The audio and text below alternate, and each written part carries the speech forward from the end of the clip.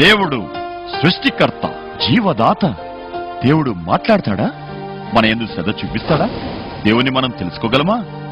అవును, దేవుడు మాట్లాడాడు, శ్రద్ధ చూపాడు. ఆయన సందేశం అందరూ ఆయన్ని ఎలా తెలుసుకోవాలో చెప్తుంది.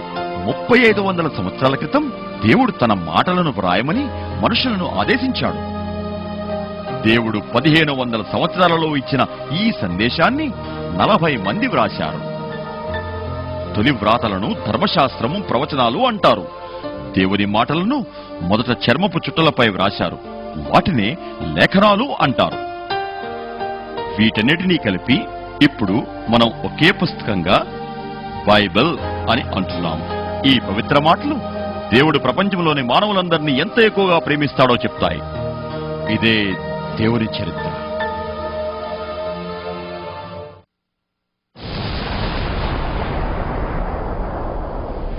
ఆదియందు దేవుడు భూమి ఆకాశాలను సృష్టించాడు. భూమి నిరాకారంగా శూన్యంగా ఉంది. చీకటి అగాధ జలములపై కమ్మి ఉంది. దేవుని ఆత్మ ఆ జలములపై కదులుతూ ఉంది.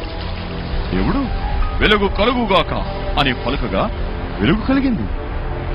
వెలుగు మంచిదైనట్లు దేవుడు చూచాడు. దేవుడు వెలుగును చీకటిని వేరుపరిచి వెలుగునకు పగలని, చీకటికి రాత్రిని పేర్లు పెట్టాడు. అస్తమయము, ఉదయము కలిగింది. మొదటి దినమైంది. దేవుడు జలముల మధ్య ఒక విశాలము కలిగి ఆ జలములను వేరుపరచునుగాక అని పలికాడు. దేవుడు ఆ విశాలమునకు ఆకాశమని పేరు పెట్టాడు. అస్తమయము, ఉదయము కలుగగా రెండవ దినం ముగిసింది. అప్పుడు దేవుడు ఆకాశం క్రింది జలములు ఒక చోట కూర్చబడి ఆరిన నేల కనబడునుగాక అని పలుకగా అప్రకారమే అయింది. ఆరిన నేలకు భూమి అని, జలరాశికి సముద్రమని పేర్లు పెట్టి అది మంచిదని దేవుడు చూచాడు. దేవుడు గడ్డిని, విత్తనముల చెట్లను, ఫలవృక్షములను తమ తమ జాతి ప్రకారము భూమి మొలిపించునుగాక అని పలుకగా అలాగే జరిగింది. అది మంచిదని దేవుడు చూచాడు. అస్తమయమును, ఉదయమును కలుగగా మూడవ దినమైంది. అప్పుడు దేవుడు ఆకాశంలో జ్యోతులు కలుగుగాక, అవి సూచనలు, కాలములను సూచించునుగాక అని పలికాడు. పగటిని ఏలుటకు సూర్యుడు, రాత్రిని ఏలుటకు చంద్రుడు అనే 2 గొప్ప జ్యోతులను ఏర్పరిచాడు. నక్షత్రాలను కూడా చేశాడు. ఆయన భూమి మీద వెలిగించుటకు వాటిని ఆకాశ విశాలంలో ఏర్పరిచాడు. అది మంచిదని దేవుడు చూచాడు. అస్తమయము, ఉదయము కలుగగా 4వ దినమైంది. అప్పుడు దేవుడు జలములు జలచరాలతో నిండి ఉండాలి, పక్షులు భూమిపై ఎగరాలి అని పలికాడు. దేవుడు వాటి వాటి జాతి ప్రకారం గొప్ప జలచరాలను, రెక్కలు గల పక్షులను సృష్టించాడు. అది మంచిదని దేవుడు చూచాడు. మీరు ఫలించి అభివృద్ధి పొందండి అని వాటిని దీవించాడు కూడా. అస్తమయము, ఉదయం కలిగింది. 5వ దినమైంది. అప్పుడు దేవుడు భూమి జీవరాశులతో నిండి ఉండాలి అని పలికాడు. ఆ విధంగా పశువులను, పురుగులను, అడవి జంతువులను, భూమి మీద ప్రాకే ప్రతి పురుగును తమ తమ జాతి ప్రకారం దేవుడు చేశాడు. అది మంచిదని దేవుడు చూచాడు. అప్పుడు దేవుడు మన స్వరూపంలో, మన పోలిక చొప్పున నరుని చేద్దాం అని అన్నాడు. దేవుడైన యెహోవా నేల మంటితో నరుణ్ణి నిర్మించి వారి నాసికారంధ్రాలలో జీవవాయువును ఊదగా నరుడు జీవాత్మ అయ్యాడు. దేవుడు తన స్వరూపంలో నరుని చేశాడు. స్త్రీనిగాను పురుషునిగాను వారిని చేశాడు. దేవుడు మొదటి నరునికి ఆదాము అని పేరు పెట్టాడు. తరువాత ఆదాము స్త్రీని హవ్వ అని పిలిచాడు. అప్పుడు దేవుడిలా అన్నాడు, పురుషుడు తన తల్లిని, తండ్రిని విడిచి భార్యను హత్తుకుంటాడు. వారిద్దరూ ఏకశరీరమై ఉంటారు. ఆదాము హవ్వలు దిగంబరులైనను వారు సిగ్గు ఎరగలేదు. దేవుడు తాను చేసిన సమస్తము చాలా మంచిదని చూచాడు. అస్తమయమును, ఉదయమును కలుగుగా 6వ దినమైంది. ఆకాశము, భూమి యొక్క సృష్టి సంపూర్తి చేసి 7వ దినమున దేవుడు విశ్రమించాడు. దేవుడు 7వ దినమును ఆశీర్వదించి పవిత్రపరిచాడు. దేవుడైన యెహోవా ఏదెనులో ఒక తోటను వేశాడు. రమ్యమైన మంచి ఫలములనిచ్చు వృక్షాలను నేల నుండి మొలిపించాడు. ఆ తోట మధ్యలో జీవవృక్షము, మంచి చెడుల తెలివినిచ్చు వృక్షము అనే 2 చెట్లు ఉన్నాయి. ఏదెను తోటను సేద్యపరచడానికి దేవుడు మానవుని ఆ తోటలో ఉంచాడు. అప్పుడు దేవుడిలా ఆజ్ఞాపించాడు, నీవు ఈ తోటలోని మంచి చెడ్డల తెలివినిచ్చు వృక్ష ఫలములు తప్ప అన్ని ఫలాలు తినొచ్చు. ఆ చెట్టు ఫలమును ఎన్నడూ తినకూడదు. ఆ ఫలాన్ని తిను దినమున నిశ్చయముగా చనిపోతావు. వారు తమ జీవితాన్ని సంపూర్ణంగా ఆనందించినట్లు కావలసినవన్నీ ఇచ్చి వారి పట్ల తన ప్రేమను చూపాడు. మానవులందరికీ పితరులైన వీరికి ఎంచుకునే సామర్థ్యాన్ని, ఆ సామర్థ్యాన్ని జ్ఞానయుక్తంగా వినియోగించుకునే అవకాశాన్ని ఇచ్చాడు. ఆదాము హవ్వలు ఆ చెట్టు ఫలములు తినకుండా ఉండాలనే తన ఒకే ఒక ఆజ్ఞకు విధేయులై జీవించాలని ఆయన ఆశించాడు. ఇక తక్కినవన్నీ వారి ఆనందానికే. ఆ అందమైన తోటలో ఆదాము హవ్వలు సుఖశాంతులతో ఉండాలంటే దేవుని జ్ఞానాన్ని నమ్మి ఆయన అధికారానికి లోబడితే చాలు. వారు తమకీయబడిన జీవితాన్ని బట్టి ఎంతో కృతజ్ఞులుగా ఉండవలసి ఉంది. కాని తప్పు మార్గాన్ని ఎంచుకున్నప్పుడు స్వేచ్ఛ సంతోషాన్ని ఇవ్వలేదు. మానవ సృష్టికి ఎంతో పూర్వం దేవుడు దేవదూతలను సృజించి వారికి తమ మార్గాన్ని ఎంచుకునే స్వేచ్ఛను కూడా ఇచ్చాడు. దేవుడు దేవదూతల నుండి ఏ ఘనతనైతే కోరాడు, అదే ఘనతను మానవుల నుండి కూడా కోరాడు. దేవదూతల్లో అనేకులు దేవునితో కూడా ఉండి ఆయనను ఆరాధిస్తూ ఆజ్ఞలకు లోబడుచు మానవాళికి అనేక రీతులుగా సహాయపడుచున్నారు. కానీ కొందరు దూతలు దేవుని ప్రేమను తిరస్కరించి చెడు మార్గాన్ని కోరుకున్నారు.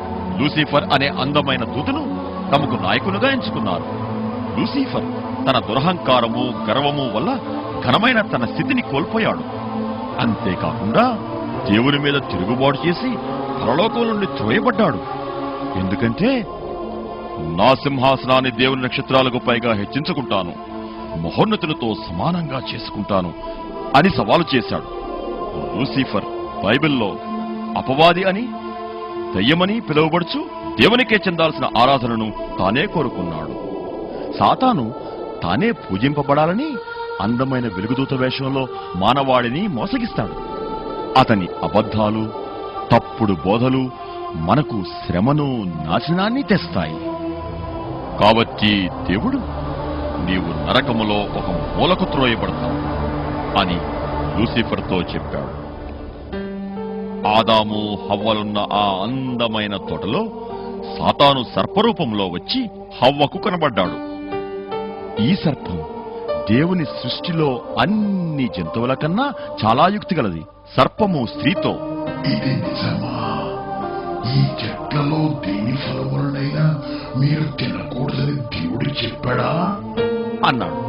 అందుకు స్త్రీ, మేము తోట మధ్యలో ఉన్న ఒక చెట్టు ఫలాన్ని తప్పించి తక్కిన ఫలాల్ని తినవచ్చును.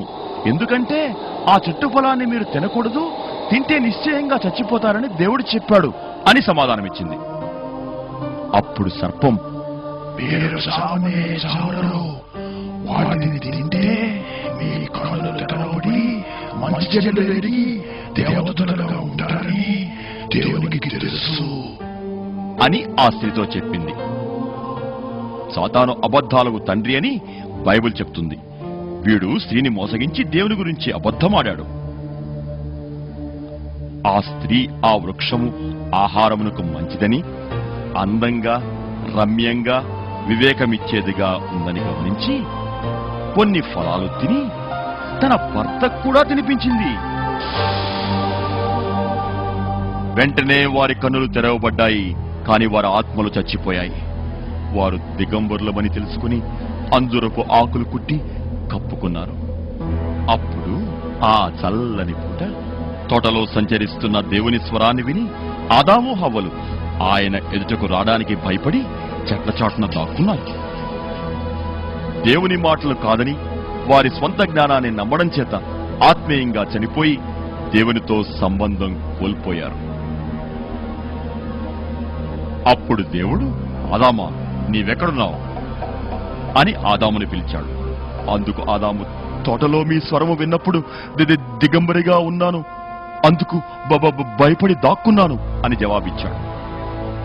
అప్పుడు దేవుడు, దిగంబరిగా ఉన్నావని ఎవరు చెప్పారు నీకు? నేను తినవద్దని చెప్పిన ఫలాన్ని తిన్నావా అని అడిగాడు. అందుకు ఆదాము, నీవు నాకిచ్చిన ఈ స్త్రీయే ఆ ఫలాన్ని ఇచ్చింది, నేను తిన్నాను అన్నాడు. దేవుడైన యెహోవా ఆ స్త్రీతో, నీవు ఏం చేశావు అని అడిగాడు. సర్పం నన్ను మోసగించింది, అందుకే ఆ ఫలం తిన్నాను అని స్త్రీ జవాబిచ్చింది. అందుకు దేవుడు సర్పంతో, నీవు దీనిని చేసినందుకు జంతువులన్నిటిలోనూ శపించబడిన దానవై కడుపుతో ప్రాకుచు బ్రతుకు దినములన్నీ మన్ను తింటావు. నీకును స్త్రీకిని వైరాన్ని కలిగిస్తాను. ఆమె సంతానము నీ తల చితక్కొడుతుంది అన్నాడు. ఒకానొక రోజున సాతానుని నాశనం చేసే రక్షకుణ్ణి దేవుడు స్త్రీ ద్వారా ఈ లోకానికి పంపిస్తాడని దైవగ్రంథంలో చెప్పబడిన మొట్టమొదటి సందర్భం ఇదే. దేవుడు స్త్రీతో, నీ ప్రయాసము మిక్కిలి హెచ్చిస్తాను, వేదనతో పిల్లలను కంటావు, నీ భర్త నిన్ను ఏల్తాడు. ఆయన ఆదాముతో, భార్య మాట విని తినకూడని పండును తిన్నందున నేల శపించబడింది. ప్రయాసముతోనే దీని పంటను తింటావు. నేల ముండ్ల తుప్పలు గచ్చపొదల్ని మొలిపిస్తుంది. నీవు నేలను చేరు వరకు నీ ముఖము చెమట కార్చి ఆహారం తింటావు. నిన్ను మట్టిలో నుండి చేశావు, కాబట్టి తిరిగి మట్టయిపోతావు. ఆదాము హవ్వలు కుట్టి కట్టుకున్న ఆకులు వారి దిగంబరత్వాన్ని కప్పలేకపోయాయి. కాబట్టి దేవుడు వారికి చర్మపు చొక్కాయలను తొలగించాడు. దీని కొరకై దేవుడు ఒక జంతువును చంపాడు. ఈ విధంగా ఆదాము ద్వారా పాపము మరణము లోకములోనికి ప్రవేశించాయి. ప్రజల అవిధేయతను ఒక నిరపరాధి మరణం ద్వారా కప్పడం సృష్టికి ముందే జరిగిన దేవుని ప్రణాళిక. మానవాళి అవివేకంగా దేవుణ్ణి తిరస్కరించి తమకు తామే దేవుళ్లుగా మారి పతనమవుతారని దేవునికి ముందే తెలుసు. ఈ తిరస్కారాన్ని ఆయన పాపము అన్నాడు. అయినా ఆయన అందరినీ ప్రేమించి వారి పాప క్షమాపణ కొరకు మరణించడానికి ఒక రక్షకుణ్ణి పంపాలనుకున్నాడు. అప్పుడు దేవుడు ఆదాము హవ్వలను ఏదెను నుండి వెళ్ళగొట్టి తూర్పున కెరూబులు అనే దేవదూతలను జీవవృక్షపు మార్గమును కాచుటకు అగ్ని జ్వాలను నిలవబెట్టాడు. ఆదాము పాపం చేసిన క్షణం నుండి మానవాళికి మరణమే గత్యంతరమైంది. కానీ దేవుని చరిత్రలో ఇంకా నిరీక్షణ ఉంది. ఆదాము భార్య ఒక కుమారుణ్ణి కన్నది. దేవుని దయ వల్ల పొందానని అతనికి కయీను అని పేరు పెట్టింది. ఆ తర్వాత మరి ఒక కుమారుని కని హేబేలు అని పేరు పెట్టింది. హేబేలు గొర్రెల కాపరి, కయీను వ్యవసాయకుడు. కొంతకాలం తర్వాత కయీను పంటలో కొంత దేవునికి అర్పించగా హేబెలు గొర్రెపిల్లను అర్పించాడు. దేవుడు హేబేలును అతని అర్పణను అంగీకరించాడు. కాని కయీన్ని అతని అర్పణను అంగీకరించలేదు. కయీనుకు కోపం వచ్చింది. అందుకు దేవుడు, కయీను, నీకు కోపం ఎందుకు అని అన్నాడు. అర్పణగా పశువు మరణించాలని దేవుడు కయీనుకు గుర్తు చేశాడు. అంజురపు ఆకులు ఆదాము హవ్వల పాపాన్ని కప్పలేకపోయినట్లే రక్తము లేని చెట్లు చేమలు కూడా పాపాన్ని కప్పలేవు. దేవుడు చెప్పినట్లు ఆరాధించకుండా పశువులకు బదులుగా పంటను అర్పించి కయీను దేవుని తిరస్కరించాడు. హేబేలు తన అర్పణ ద్వారా దేవుని మాటలు నమ్మాడని, కయీను నమ్మలేదని బైబిలు చెప్తూ ఉంది. లేఖనాలన్నిటిలో రక్తం ధారపోయకుండా పాపక్షమాపణ లేదని దేవుడు చెప్తూ ఉన్నాడు. కానీ కయీను తన అర్పణ ద్వారా దేవునికి అవిధేయుడయ్యాడు. పైగా తన తమ్ముణ్ణే నిందించాడు. ఇద్దరూ పొలములో ఉన్నప్పుడు కయీను హేబేలును చంపాడు. అప్పుడు దేవుడు, కయీను, నీ తమ్ముడు హేబేలు ఎక్కడా అని అడిగాడు. నాకు తెలియదు, నా తమ్ముడికి నేనేమన్నా కావలివాడనా అని కయీను సమాధానమిచ్చాడు. అందుకు దేవుడు, నీవు చేసిందేంటి? నేల నుండి నీ తమ్ముడి రక్తం నాకు మొరపెడుతుంది. నీ చేతులు నీ తమ్ముడి రక్తంతో తడిచాయి, కాబట్టి నీవు భూమి మీద శపించబడ్డావు అని కయీనుతో చెప్పాడు. కయీను దేవుని సన్నిధి నుండి వెళ్లిపోయాడు. అతడు దేవుడిపై చేసిన తిరుగుబాటే మొదటి హత్యకు, కుటుంబ విచ్ఛిన్నానికి కారణమైంది. కాలక్రమంలో ఆదాము హవ్వల సంతానం భూమి మీద పెరిగింది. కానీ నరుల చెడుతనం గొప్పదని, వారి తలంపులు, ఊహలు ఎల్లప్పుడూ చెడ్డవని దేవుడు గమనించి నొచ్చుకున్నాడు. తాను సృష్టించిన మానవాళిని భూమి మీద నుండి తుడిచివేయాలని ఆయన అనుకున్నాడు. అయితే నోవహు అనే వ్యక్తి దేవునికి ఇష్టడుగా ఉన్నాడు. నోవహు నిందలేనివాడుగా దేవునితో నడిచాడు. అందుకు దేవుడు ఇలా అనుకున్నాడు, మానవాళికి అంతం సమీపించింది. వారి మూలంగా భూమి బలాత్కారంతో నిండిపోయింది. వారిని భూమితో కూడా నాశనం చేస్తాను. నీవు ఒక ఓడను చేసుకో, గదులుగా చేసి కీలు పూయాలని నోవహుతో చెప్పాడు. ఆ ఓడ 300 మూరల పొడుగు, 50 మూరల వెడల్పు, 30 మూరల ఎత్తు ఉండాలి. ఓడకు ఒకే ఒక తలుపు ఉండాలి. నీవు, నీ భార్య, 3 కుమారులు, వారి భార్యలు ఓడలోకి వెళ్ళాలి. ప్రతి జీవిలో ఆడా మగల్ని, ప్రతి జాతిలో 2 చొప్పున, పవిత్ర జంతువులు 7 చొప్పున తేవాలని నోవహుకు ఆజ్ఞాపించాడు. నోవహు ఓడ నిర్మిస్తూనే దుష్టులైన ప్రజలను ఇలా హెచ్చరించాడు, దేవుని ఘనపరచకుండా తిరస్కరించేవారు నాశనపాత్రులు. కాని ప్రజలు నోవహును హేళన చేసి దేవుని హెచ్చరికను అపహసించారు. అయితే నోవహు కుటుంబంతో సహా దేవుని నమ్మి ఓడలో ప్రవేశించాడు. దేవుడు తలుపును మూసివేశాడు. దేవుడు 40 రాత్రులు పగళ్లు భూమిపై వర్షం కురిపించాడు. భూమిలో నుండి నీళ్లు పైకి ఊపికి వ్యాపించాయి. జలములు విస్తరించి ఓడను నీటిపై తెలచేశాయి. జలములు కొండల్ని, పర్వతాలని, భూమి మీద సమస్తాన్ని కప్పివేశాయి. జీవరాశులన్నీ చనిపోయాయి. భూమి మీద సంచరించే పక్షులు, పశువులు, ప్రాగు పురుగులు, నరులు సమస్తం నశించి నీట మునిగిపోయారు. 150 రోజుల వరకు నీళ్లు భూమిని కప్పివేశాయి. అయితే దేవుడు నోవహును, ఓడలోని సమస్త జీవులను రక్షించాడు. అప్పుడు దేవుడు భూమి మీద గాలి విసిరినట్లు చేయగా నీళ్లు తగ్గిపోయాయి. నీళ్లు క్రమక్రమంగా తగ్గుతూ వచ్చాయి. ఓడ అరారాతు కొండల మీద నిలిచింది. భూమిపై చెట్లు మళ్లీ పెరగడం ప్రారంభించాయి. నోవహును, ఓడలోని జీవులను బయటకు రమ్మని దేవుడు చెప్పాడు. బయటకు వెళ్లి నోవహు దేవునికి బలిపీఠం కట్టి దహన బలిని అర్పించాడు. దేవుడు నోవహును, అతని కుమారులను దీవించి, మీరు ఫలించి అభివృద్ధి పొందండి, భూమిని నింపండి అన్నాడు. తినడానికి మొక్కలతో పాటు జంతువులను కూడా మీకు ఆహారంగా ఇస్తున్నాను. కానీ తోటి నరుణ్ణి చంపేవాడు తాను కూడా చంపబడాలి. ఎందుకంటే నరుడు దేవుని స్వరూపంలో చేయబడ్డాడు. అప్పుడు దేవుడిలా అన్నాడు, నేను నీతోనూ నీ సంతానంతోనూ నా వాగ్దానాన్ని స్థిరపరుస్తాను. ఇక ఎన్నటికీ జలప్రళయంతో నరుల్ని, జంతువుల్ని నాశనం చేయను. దానికి గుర్తుగా ఆకాశంలో నా ఇంద్రధనుస్సును ఉంచుతాను. మేఘాలు ఆకాశంలో ఉన్నప్పుడు ఈ ఇంద్రధనుస్సును మీరు చూస్తారు. నేను దానిని చూచి నా నిబంధనను జ్ఞాపకం చేసుకుంటాను. నోవహు తరువాత అనేక తరాలు గడిచాయి. భూమి మీద ఒకే భాష ఉండేది. ప్రజలు మధ్య ఆసియా ప్రాంతంలో స్థిరపడ్డారు.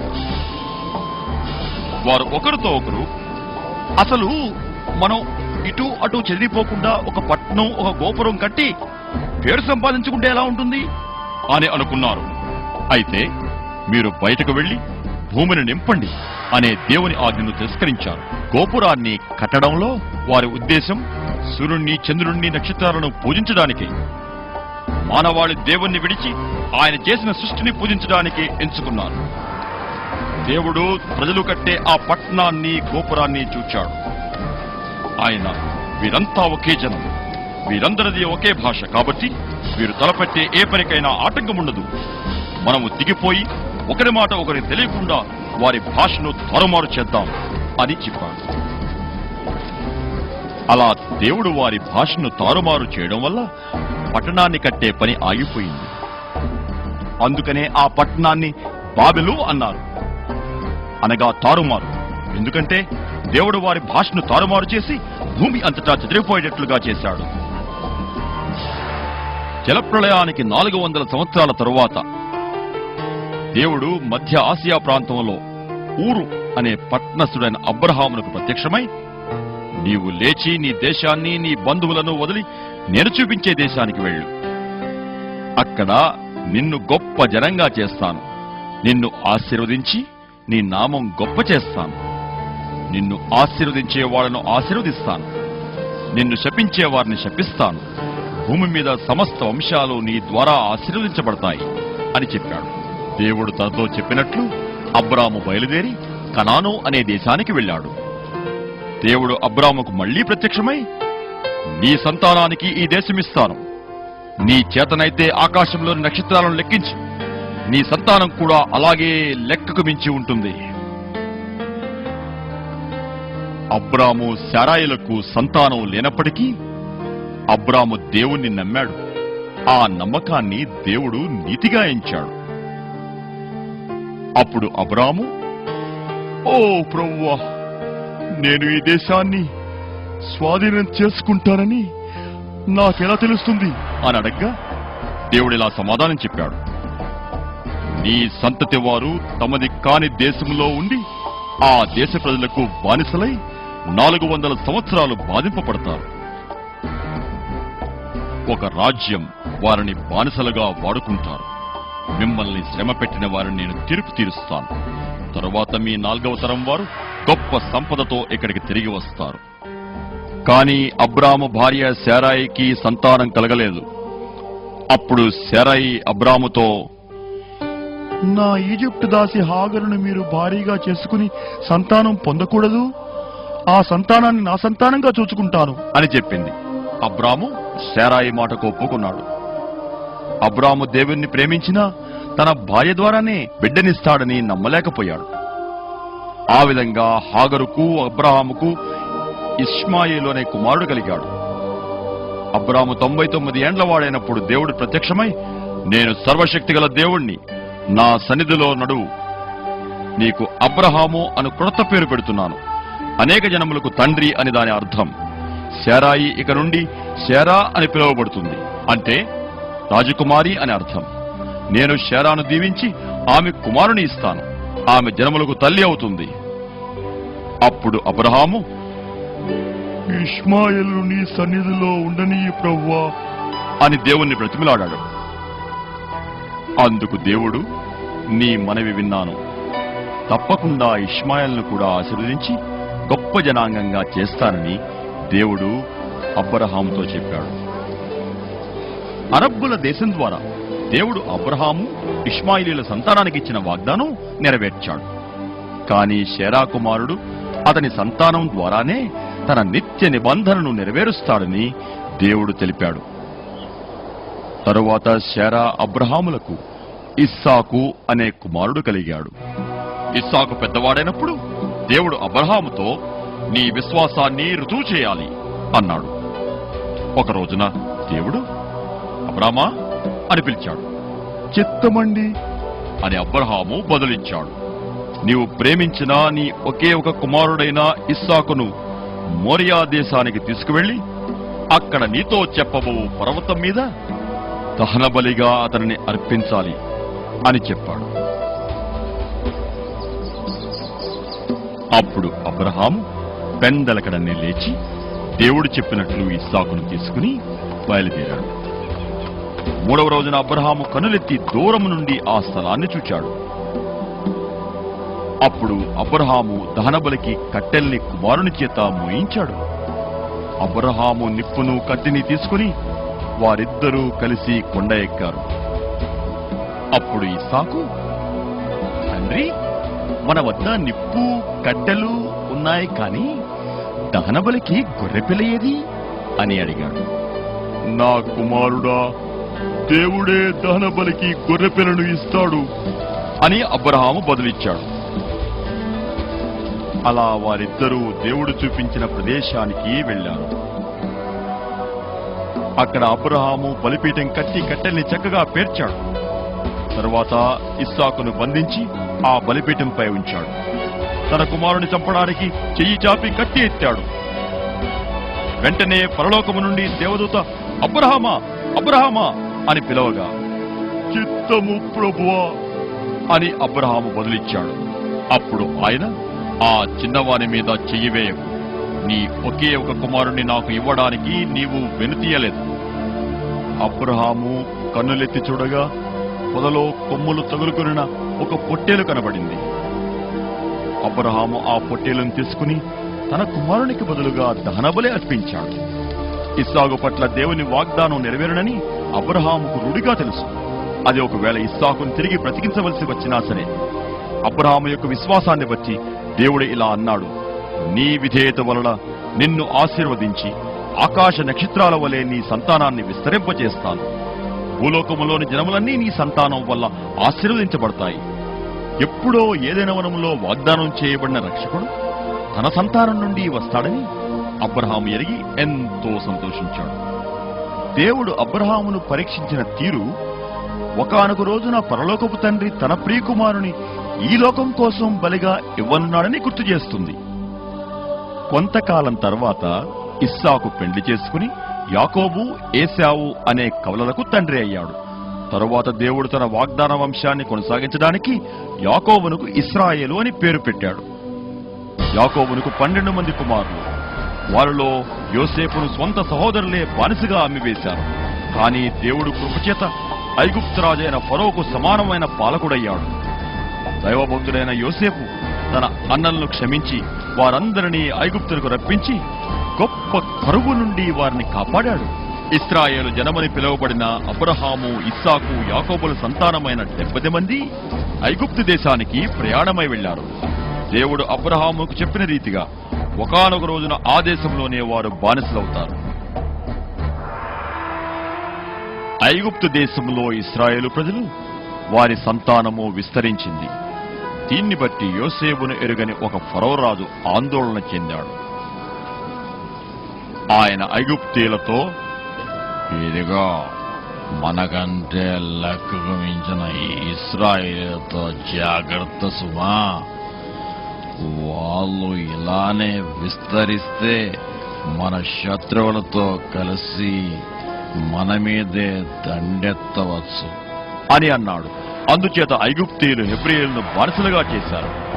అతి కష్టమైన పనులను చేయించి వారి బ్రతుకులు దుర్భరం చేశారు. కానీ అణిచిన కొలది ఇశ్రాయేలీయులు విస్తరించారు. అప్పుడు ఫరో హెబ్రీ మంత్రసాలను పిలిచి, మీరు హెబ్రీ స్త్రీలకు కాన్పు చేసేటప్పుడు ఆడపిల్లలను వదిలి మగపిల్లలను చంపండి అని ఆజ్ఞాపించాడు. ఒక హెబ్రీ తల్లి తన మగబిడ్డను 3 నెలలకు మించి దాచలేకపోయింది. బిడ్డను కీలుపూసిన జమ్ము పెట్టెలో పెట్టింది. నది ఒడ్డున తొంగలో ఉంచింది. ఫరో కుమార్తె స్నానానికి వచ్చి ఆ పెట్టె లోపల చూచింది. ఆమె ఆ బిడ్డ ఏడ్పు విని హెబ్రీ పిల్లవాడుగా గుర్తించి వానిపై కనికరపడింది. ఆ బిడ్డకు మోషే అను పేరు పెట్టి తన కుమారుడుగా పెంచింది. మోషే అనగా నీటి నుండి తీయబడినవాడు అని అర్థం. అలా మోషే సమస్త వైభవంతో కూడిన ఐగుప్తు రాజ్యానికి వారసుడు కావలసి ఉంది. మోషే ఎదిగి ఒకరోజు బానిసత్వంలో ఉన్న హెబ్రీ బంధువుల యొద్దకు వెళ్లాడు. వారి బాధలను గమనించిన మోషే ఒక ఐగుప్తీయుడు హెబ్రీ బానిసను కొట్టడం చూచి తనను ఎవరూ గమనించడం లేదని గ్రహించి ఆ ఐగుప్తీయుని చంపి ఇసుకలో పూడ్చాడు. ఫరో ఇది విని మోషేను చంపడానికి నిశ్చయించాడు. అందుకని మోషే మిద్యాను అనే చోటకు పారిపోయాడు. 40 సంవత్సరముల తరువాత ఆ ఫరో మరణించాడు. ఇశ్రాయేలీయులు బానిసత్వంలో బాధపడుతుండగా దేవుడు వారి మొర విన్నాడు. దేవుడు అబ్రహాము, ఇస్సాకు, యాకోబులతో చేసిన నిబంధనను నెరవేర్చాలని అనుకున్నాడు. మోషే గొర్రెల కాపరై ఎడారిలో గొర్రెల మందను మేపుచున్నప్పుడు ఒక పొద మధ్య అగ్ని జ్వాలలో దేవదూత కనబడ్డాడు. ఆశ్చర్యంగా ఆ పొద మాత్రమే మండుతుంది గాని కాలిపోలేదు. అప్పుడు మోషే, నేను అక్కడికి వెళ్లి ఆ వింతేంటో చూడాలి అనుకున్నాడు. ఆ పొదను సమీపించగానే దేవుడు, మోషే మోషే అని పిలిచాడు. అందుకు మోషే, చిత్తం ప్రభువా అన్నాడు. అప్పుడు దేవుడు, దగ్గరకు రావద్దు, నీ చెప్పులు విడిచిపెట్టు, నీవు నిలబడిన స్థలం పరిశుద్ధ స్థలం. నేను నీ తండ్రి దేవుణ్ణి, అబ్రహాము దేవుణ్ణి, ఇస్సాకు, యాకోబుల దేవుణ్ణి. మోషే దేవుణ్ణి చూడ్డానికి భయపడి ముఖం దాచుకున్నాడు. అప్పుడు దేవుడు, ఐగుప్తులో నా ప్రజల బాధల్ని చూశాను, వారి మొరను విన్నాను, వారి దుఃఖము నాకు తెలుసు. ఐగుప్తీయుల చేతిలో నుండి వారిని విడిపించి పాలు తేనెల ప్రవహించు దేశానికి నడిపించడానికి వచ్చాను. ఇదిగో మోషే, నా ప్రజలైన ఇశ్రాయేలీయులను ఐగుప్తులో నుండి నడిపించడానికి నిన్ను ఫరో యొద్దకు పంపుతాను అని చెప్పాడు. అందుకు మోషే, ఫరో యొద్దకు వెళ్ళడానికి, ఇశ్రాయేలీయులను ఐగుప్తు నుండి నడిపించడానికి నేను ఎంతటి వాడను? మీ పితరుల దేవుడు మీ యొద్దకు నన్ను పంపాడని చెప్తే వాళ్ళు తిరిగి ఆయన పేరేంటి అంటే నేను ఏం చెప్పాలి అని దేవుణ్ణి అడిగాడు. అందుకు దేవుడు, నేను ఉన్నవాడను అనువాడను, ఉండుననువాడు నన్ను మీ యొద్దకు పంపాడని చెప్పు అన్నాడు. ప్రభువా, నేను మాట నేర్పరిని కాను, నోటి మాంద్యము, నాలుక మాంద్యం ఉంది అని బదులిచ్చాడు. అందుకు యెహోవా, నరునికి నోరిచ్చిన వాడెవడు? యెహోవానైన నేనే కదా. కాబట్టి వెళ్ళు, మాటకారి అయిన నీ అన్న అహరోను ద్వారా మాట్లాడు. మీ ఇద్దరి నోటికి నేను తోడయుండి చేయవలసిందంతా చెప్తాను. నీవు అద్భుతాలు చేసినప్పటికీ జనులను వెళ్ళనీయకుండా నేను ఫరో హృదయాన్ని కఠినపరుస్తాను. నీవు ఫరోతో, ఇశ్రాయేలు నా కుమారుడు, నా జ్యేష్ఠపుత్రుడు, నన్ను సేవించినట్లు ఇశ్రాయేలును పోనిమ్ము, లేని ఎడల నీ జ్యేష్ఠపుత్రుని చంపుతాను అని దేవుడు సెలవిచ్చాడని ఫరోతో చెప్పాలి అన్నాడు. మోషే అహరోను ఫరో దగ్గరకు వెళ్లి, నా ప్రజలను పోనివ్వమని ఇశ్రాయేలీయుల దేవుడు చెప్తున్నాడు అని అన్నారు. అందుకు ఫరో, నేను ఆయన మాట విని ఇశ్రాయేలులను విడిచిపెట్టడానికి అసలు ఆయన ఎవరు? ఆయనెవరో నాకు తెలియదు. ఇశ్రాయేలులను నేను విడిచిపెట్టను అన్నాడు. మోషే యెహోవా యొద్దకు వచ్చి, ప్రభువా, నన్నెందుకు పంపించావు? నీ నామమున ఫరోతో మాట్లాడాను కానీ నీ జనులను నీవు విడిపించనే లేదు అన్నాడు. అందుకు దేవుడు, నేను యెహోవాను, సర్వశక్తిగల దేవుడనే పేరుతో అబ్రహాము, ఇస్సాకు, యాకోబులకు ప్రత్యక్షమయ్యాను. ఇంకను దేవుడు మోషేతో, నేను యెహోవాగా, రక్షకునిగా ఐగుప్తులో కనపరుచుకుంటాను. అందరూ నిజదేవుణ్ణి తప్ప సృష్టిని పూజించకూడదు అని నిరూపిస్తూ వస్తాను అని చెప్పాడు. ఆయన మోషే అహరోనులతో, ఫరో యొద్దకు వెళ్ళండి, నీ కర్ర తీసుకుని ఐగుప్తు జలముల మీద చాపండి అని చెప్పాడు. మోషే అహరోనులు దేవుని ఆజ్ఞ ప్రకారం నదిని కొట్టినప్పుడు నీళ్లు రక్తముగా మారాయి. చేపలు చనిపోయినాయి. నది కంపు కొట్టింది. ఐగుప్తీయులు ఆ నీళ్లు త్రాగలేకపోయారు. అప్పుడు దేవుడు మోషేతో, ఫరో యొద్దకు వెళ్లి నన్ను సేవించినట్లు నా జనులను పోనివ్వు, లేనిచో నీ పొలిమేరలను కప్పలతో బాధిస్తానని తన మాటగా చెప్పమన్నాడు. కాని ఫరో ఒప్పుకోలేదు. కాబట్టి కప్పలు ఐగుప్తులోని ఇండ్లను, పడక గదుల్ని, మంచాల్ని, పొయ్యల్ని, తొట్టను నింపివేశాయి. అప్పుడు ఫరో మోషే అహరోనులను పిలిపించి ఇలా అన్నాడు, వెళ్ళండి, కప్పలను తొలగించుమని యెహోవాను వేడుకొనండి, అప్పుడు నేను ప్రజలను పోనిస్తాను. కానీ కప్పలు వెళ్లిపోయినా దేవుడు చెప్పినట్లు ఫరో హృదయం కఠినమైంది. కాబట్టి దేవుడు ఐగుప్తు మీదకు ఎన్నో తెగుళ్లు పంపాడు. ఫరో వేడుకొన్న ప్రతిసారి తెగులు ఆగిపోయింది. ప్రతిసారి తెగులు ఆగిపోగానే ఫరో ప్రజలను పొనియక తన మాట తప్పాడు. దేవుడు ఐగుప్తు ధూళిని పేలుగా మార్చగా అవి మనుషుల మీద, జంతువుల మీద ప్రాగసాగాయి. మంత్రగాళ్లు, ఇది దైవశక్తి అని ఫరోతో చెప్పారు. తరువాత దేవుడు ఫరో మీదికి, అతని సేవకుల మీదికి ఈగల గుంపులను పంపాడు. ఆయన బాధకరమైన ఒక తెగులు పంపగా ఐగుప్తు పశువులన్నీ చనిపోయాయి, కానీ ఇశ్రాయేలు పశువులు క్షేమంగా ఉన్నాయి. అప్పుడు మోషే ఫరో ముందు నిలబడి బూడిద తీసుకుని ఆకాశం వైపు చల్లగానే అది మనుషులకు, జంతువులకు పొక్కులు, దద్దుర్లు కలిగించింది. తరువాత దేవుడు ఐగుప్తు అంతా వడగండ్లను కురిపిస్తానని హెచ్చరించాడు. దేవుని నమ్మిన అందరూ వారి సేవకుల్ని, పశువుల్ని ఇండ్లలో దాచారు. కానీ దేవుని మాటల్ని నమ్మని వారు తమ సేవకుల్ని పశువుల్ని పొలంలోనే ఉంచారు. అప్పుడు వడగండ్లతో కలిసిన పిడుగులు పడి బయట ఉన్న జంతువులను, సేవకులను, చెట్లను, పంట పొలాలను నాశనం చేశాయి. కానీ ఇశ్రాయేలీయులున్న గోషెను దేశంలో వడగండ్లు పడలేదు. మళ్లీ దేవుడు ఐగుప్తు అంతా మిడతల్ని పంపాడు. అవి అంతటా మబ్బులా వ్యాపించి వెలుగు లేకుండా చేశాయి. అవి వడగండ్ల వలన నశించని ప్రతి చెట్టును తిని ఐగుప్తులో ఎక్కడా పచ్చదనం లేకుండా చేశాయి. అప్పుడు దేవుడు 3 రోజుల పాటు ఐగుప్తు అంతా కట్టిక చీకటి కలిగించాడు. ఆ 3 రోజులు ఏమీ కనబడక ప్రజలు బయటకు రాలేదు. అయితే ఆ చీకటిలో ఇశ్రాయేలీల ఇళ్లలో మాత్రమే వెలుగు ఉంది. అయినప్పటికీ ఫరో ఇశ్రాయేలీలను వెళ్ళనీయకపోగా మోషేతో, నా ఎదుటి నుండి వెళ్ళిపో, నా ముఖం మళ్లీ చూస్తే చచ్చిపోతావు అని హెచ్చరించాడు. నీవన్నది నిజమే, నీ ముఖము ఇక చూడను అని మోషే బదులిచ్చాడు. అప్పుడు దేవుడు మోషేతో, ఐగుప్తు మీదకు ఫరో మీదకు మరొక తెగులు రప్పిస్తాను. ఆ తరువాత నా ప్రజల్ని ఫరో తప్పక పంపుతాడు. ఈ తెగులు ఐగుప్తులోని ప్రతి ప్రథమ సంతానానికి మరణం తెస్తుంది.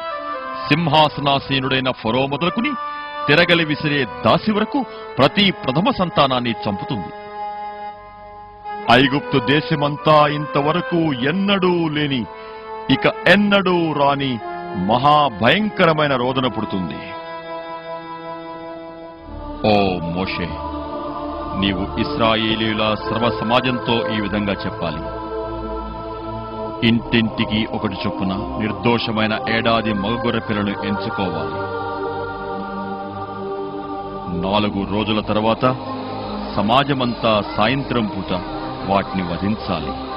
దాని రక్తంలో హిస్సోపును ముంచి ఇంటి ద్వారబంధముల నిలువు కమ్ములు పైకమ్మీ మీద పుయ్యాలి. మీలో ఎవరూ తెల్లవారే వరకు తలుపు దాటి బయటకు రాకూడదు. ఆ రాత్రే గొర్రెను వండి తినాలి. కానీ దాని ఎముకలు ఏవీ విరగ్గొట్టకూడదు.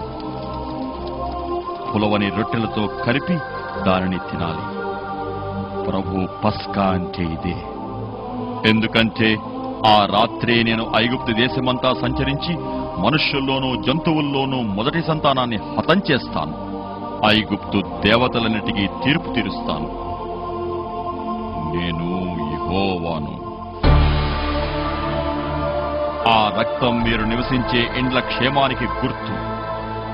నేను ఆ రక్తాన్ని చూచి మరణపు దూత మీ ఇండ్లలోనికి రాకుండా చేస్తాను. మరణం మిమ్మల్ని దాటిపోతుంది. ప్రతి సంవత్సరం ఈ పస్కా పండుగను దేవుడు మిమ్మల్ని చంపకుండా దాటిపోయాడనే దానికి జ్ఞాపకార్థంగా పులియని రొట్టెలతో ఆచరించాలి. మోషే అహరోనుల ద్వారా దేవుడు ఆజ్ఞాపించినట్లు ఇశ్రాయేలీయులు ఆచరించారు. ఆ రాత్రి దేవుడు చెప్పినట్లే జరిగింది. రాజైన ఫరో మొదలుకుని చెరలో ఉన్న ఖైదీ యొక్క ప్రతి వాని తొలి సంతానాన్ని దేవుడు సంహరించాడు. జంతువుల ప్రథమ సంతానం కూడా చనిపోయింది. ఫరో అతని సేవకులు ఐగుప్తీయులు రాత్రి నిద్రలేచారు. ఐగుప్తులో గొప్ప రోదన కలిగింది. మరణం లేని ఇల్లు ఒక్కటి కూడా లేదు. కానీ ఎవరి ద్వారకములపై గొర్రెపిల్ల రక్తం గుర్తులున్నాయో ఆ ఇండ్లలోని వారు మాత్రం రక్షించబడ్డారు. ఆ రాత్రే ఫరో మోషే అహరోనులకు కబురు చేసి, నా ప్రజల మధ్యలోంచి నీవు నీ ఇశ్రాయేలు ప్రజలు లేచి వెళ్లిపోండి, మీరు కోరినట్లే పోయి మీ దేవుణ్ణి సేవించండి అన్నాడు. అప్పుడు ఈజిప్టు దేశ ప్రజలు హెబ్రీయులను బ్రతిమలాడి వారి దేశంలో నుండి పంపివేయడానికి త్వరపెట్టారు. మీరు గాని త్వరగా వెళ్ళకపోతే మేమందరం చచ్చిపోతాం అని కేకలు పెట్టారు. వెళ్లిపోతున్న హెబ్రీయులకు ఈజిప్టు దేశస్థులు వారి నగలు బంగారం కూడా ఇచ్చి సాగనంపారు. లక్షల సంఖ్యలో ఉన్న ఇశ్రాయేలు ప్రజలు తమ పశు సంపదతో కూడా బయలుదేరారు. దేవుడు అబ్రహాముతో చెప్పినట్లుగా అతని వంశస్థులు బానిసలుగా ఉండి ఆ బానిసత్వం నుండి 4 తరాల తరువాత గొప్ప సంపదతో విడుదల చేయబడ్డారు. దేవుని చేత నా ప్రథమ సంతానం అని పిలువబడిన ఈ గొప్ప జనాంగం ఈజిప్టు దేశం నుండి బయలుదేరి ఎడారి అంచుకు చేరి బస చేశారు. అప్పుడు దేవుడు మోషేతో ఇలా అన్నాడు, ఇశ్రాయేలు ప్రజలు ఎడారిలో చిక్కుపడతారని ఫరో అనుకుంటాడు. నేను ఫరో హృదయాన్ని కఠినపరుస్తాను. ఫరో మిమ్మల్ని తరుముతూ వస్తాడు. ఐగుప్తీయులందరూ నేనే దేవుడని ఎరుగినట్లు నన్ను నేను మహిమపరుచుకుంటాను. అప్పుడు దేవుడు చెప్పినట్లే ఫరో అతని అనుచరులు హెబ్రీయులకు విరోధంగా మనం ఎందుకు బానిసలైన ఇశ్రాయేలీయులను పోనిచ్చాం అని చెప్పుకున్నారు. అప్పుడు ఫరో శ్రేష్టమైన 600 రథాలని ఇంకా ఐగుప్తు రథాలని గుర్రపుదండును సైన్యాన్ని తీసుకుని ఇశ్రాయేలీయులను తరిమాడు. అయితే వారు ఆ సముద్రం దగ్గర బస చేసుకున్నారు. అప్పుడు వారు కనులెత్తి ఐగుప్తీయులను చూచి మిక్కిలి భయపడి యెహోవాకు మొర్రపెట్టారు. అప్పుడు మోషే ప్రజలతో ఇలా అన్నాడు, భయపడకండి. యెహోవా మీకు నేడు కలుగజేయు రక్షణను మీరు ఊరకే నిలుచుండి చూడండి. నేడు మీరు చూస్తున్న ఐగుప్తీయులను ఇక ఎప్పుడూ చూడరు. యెహోవా మీ పక్షంగా యుద్ధం చేస్తాడు. అప్పుడు యెహోవా మోషేతో, నీ కర్ర ఎత్తి సముద్రం మీద చెయ్యి చాపి దాన్ని పాయలుగా చెయ్యి. అప్పుడు ఇశ్రాయేలీయులు సముద్రం మధ్యన ఆరిన నేల మీద నడిచిపోతారు అన్నాడు. మోషే సముద్రం వైపు తన చెయ్యి చాపగా యెహోవా బలమైన తూర్పు గాలి వీచినట్లుగా చేసి సముద్రాన్ని రెండుగా విడగొట్టాడు. అప్పుడు ఇశ్రాయేలీయులు సముద్రం మధ్యలో ఆరిన నేల మీద నడిచిపోయారు. నీళ్లు వాళ్ళకి ఇరుపక్కల గోడలా నిలబడ్డాయి. అప్పుడు హెబ్రీయులను తరుముతూ ఫరో రథాలు గుర్రాలు సైన్యం సముద్రం మధ్యన ఆరిన నేలపైకి వచ్చారు. అయితే దేవుడు ఐగుప్తీయులను కలవరపరచగా వాళ్ల రథచక్రాలు ఊడిపోవడం వల్ల రథాలను తొలలేకపోయారు. అప్పుడు ఐగుప్తీయులు పిడితో, పారిపోదాం రండి, యెహోవా ఇశ్రాయేలీయుల తరపున యుద్ధం చేస్తున్నాడు అని అరిచారు. అప్పుడు యెహోవా మోషేతో, సముద్రంపైకి నీ చెయ్యి చాపు అన్నాడు. మోషే సముద్రం పైన చెయ్యి చాపగా నీళ్లు మళ్లీ యథాస్థితికి వచ్చాయి. ఐగుప్తీయులు తప్పించుకోవడానికి ప్రయత్నించారు, కానీ యెహోవా వాళ్ళని సముద్రం మధ్యనే నాశనం చేశాడు. నీళ్లు ఫరో రథాలను గుర్రాలను సైన్యాన్ని కప్పివేశాయి. అందరూ నాశనమయ్యారు. కానీ ఇశ్రాయేలీయులు సముద్రం మధ్యలోనే ఆరిన నేలపై నడిచి వెళ్లారు. యెహోవా ఐగుప్తీయులకు వ్యతిరేకంగా చేసిన ఈ గొప్ప ఆశ్చర్య కార్యాన్ని ఇశ్రాయేలీయులు చూచి విభ్రాంతి నొంది తలవంచి యెహోవాను ఆయన సేవకుడైన మోషేను నమ్మారు. కానీ ఇశ్రాయేలీయులు ఐగుప్తు చెర నుండి విడిపించబడిన తరువాత మోషేకు వ్యతిరేకంగా, మమ్మల్ని ఈ అడవిలో చనిపోవడానికి ఎందుకు తెచ్చావు? ఇక్కడ నీళ్లు కాని ఆహారం గాని లేవు అని సడిగారు. దేవుడు మహాదయ చూపించి, ఇదిగో ఆకాశం నుండి మీ కొరకు ఆహారం కురిపిస్తాను. మీరు ప్రతి ఉదయం బయటకు వెళ్లి దానిని పోగు చేసుకుంటారు అని అన్నాడు. దేవుడు అలా చేయగా దానిని వారు మన్నా అన్నారు. ఆయన వారికి నీటిని కూడా దయచేశాడు. తరువాత ఇశ్రాయేలీయులు ఎడారిలో సినాయి పర్వతం దగ్గర బస చేశారు. అకస్మాత్తుగా ఆ పర్వతంపై ఉరుములు మెరుపులతో కారుమేఘం కమ్మింది. దానిలో నుండి గొప్ప బోర శబ్దం వినిపించగా ఇశ్రాయేలీయులందరూ వణికిపోయారు. అప్పుడు యెహోవా అగ్నితో సినాయి పర్వతం మీదకి దిగిరాగా పర్వతం కంపించింది. అప్పుడు యెహోవా మోషేను పర్వతంపైకి రమ్మని పిలిచి ఈ విధంగా పలికాడు, నీ దేవుడైన యెహోవాను నేను ఐగుప్తు చెర నుండి విడిపించి మిమ్మల్ని బయటికి తెచ్చాను అని వివరించాడు. అంతటి యెహోవా 10 ఆజ్ఞలను రాతి పలకలపై ఇలా వ్రాశాడు, నేను తప్ప వేరొక దేవుడు నీకు ఉండకూడదు. నీవు ఏ విగ్రహాన్ని చేసుకోకూడదు, దానికి సాగిలపడి పూజింపకూడదు.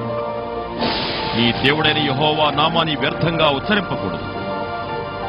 విశ్రాంతి దినాన్ని పరిశుద్ధంగా ఆచరించడానికి జ్ఞాపకముంచుకోవాలి. నీ తండ్రిని నీ తల్లిని సన్మానించాలి. నరహత్య చేయకూడదు. వ్యభిచరింపకూడదు. దొంగిలించకూడదు. నీ పొరుగువాని మీద అబద్ధ సాక్ష్యం పలకకూడదు. నీ పొరుగువాని ఇల్లునైనా భార్యనైనా మరి దేనినైనా ఆశించకూడదు.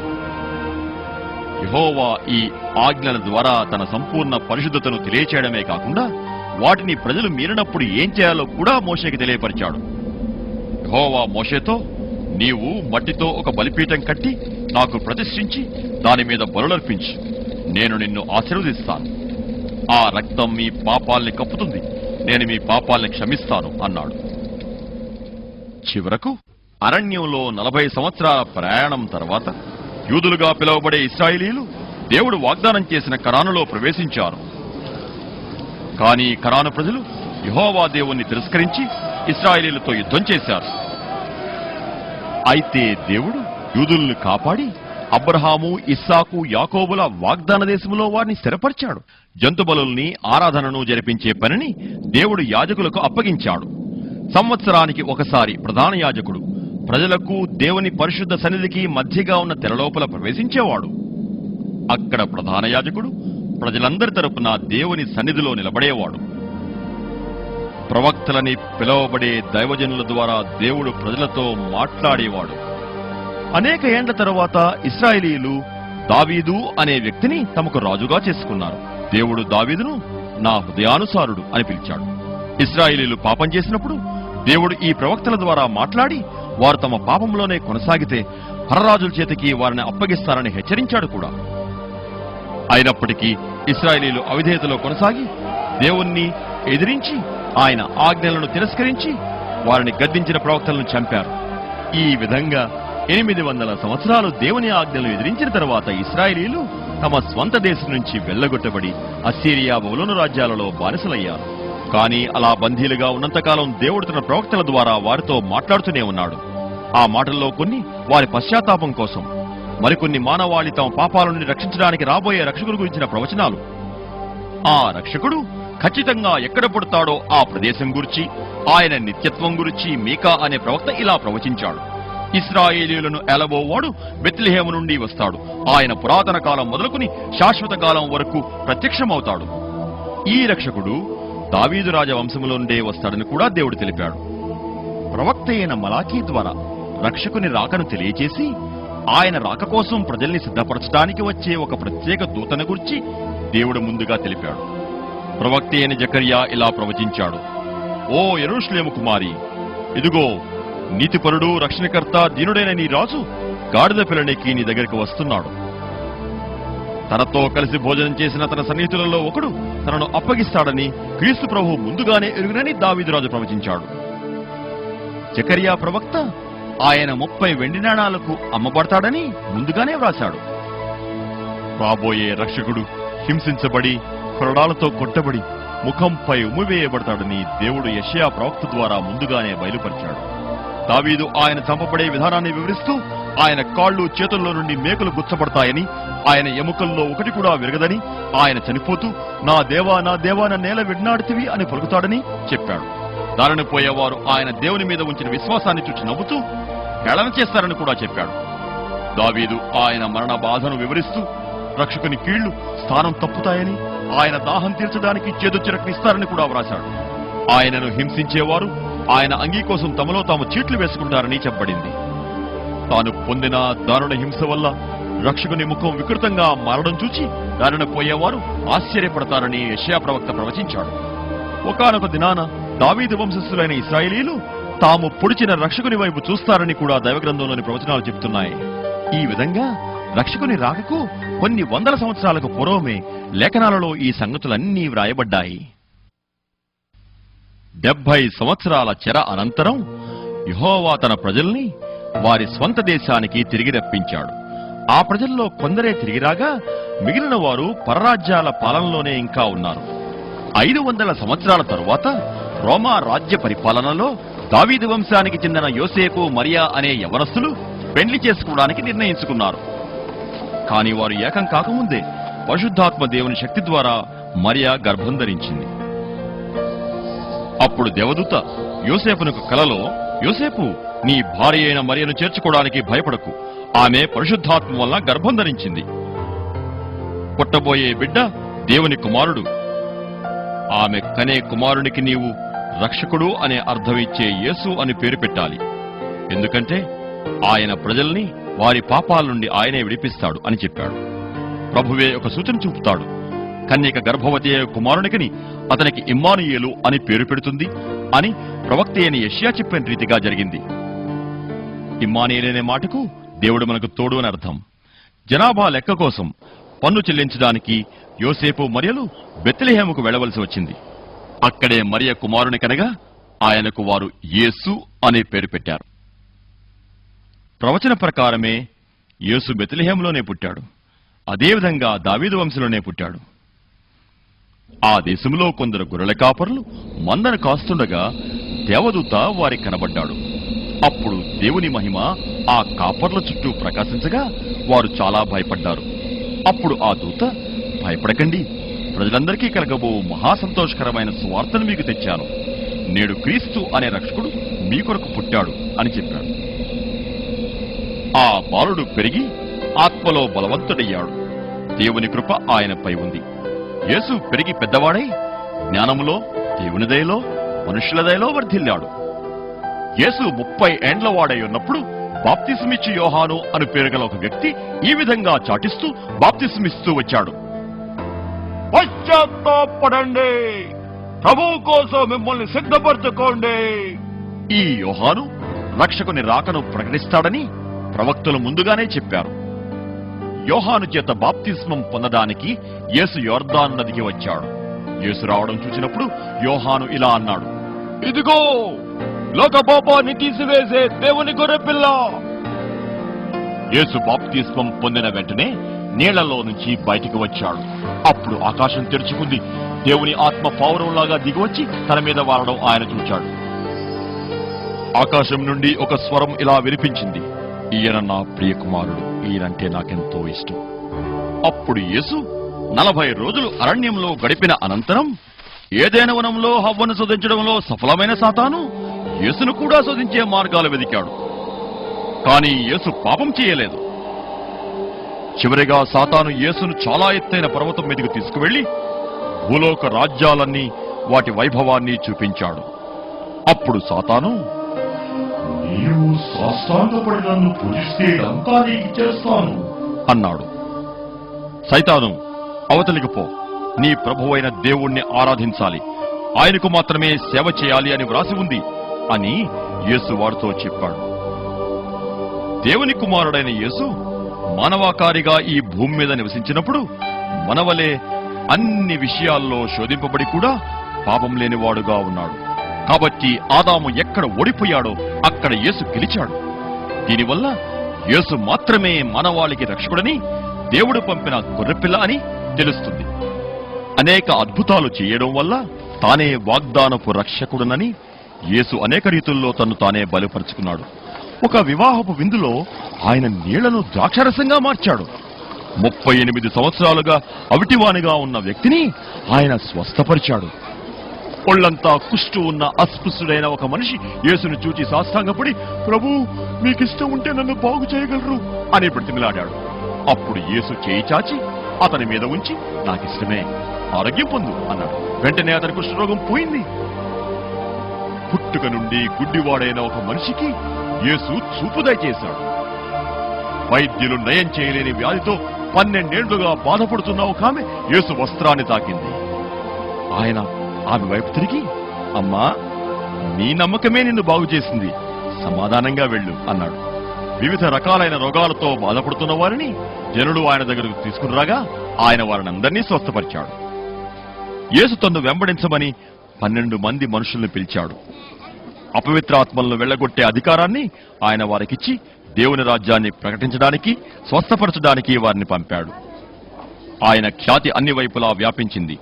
ఆయన మాటలు వినడానికి, తమ రోగాలు బాగు చేసుకోవడానికి జనులు గుంపులు గుంపులుగా వచ్చేవారు. ఒకచోట 5,000 మందికి ఆహారం అవసరమైంది. అప్పుడు యేసు ఒక బాలుడు తన కోసం తెచ్చుకున్న రొట్టెలు చేపలను ప్రార్థించి ఆశీర్వదించాడు.